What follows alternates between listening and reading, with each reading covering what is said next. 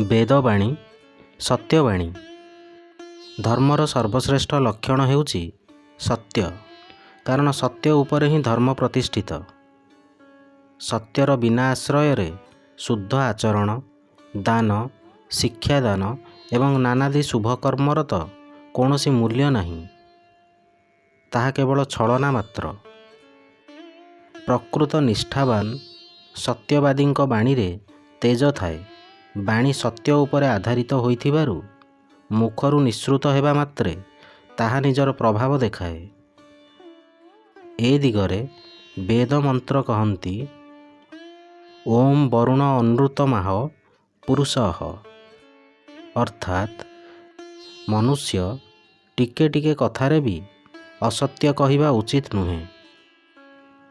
ଆଜିର ଦିନଟି ମଙ୍ଗଳମୟ ହେଉ।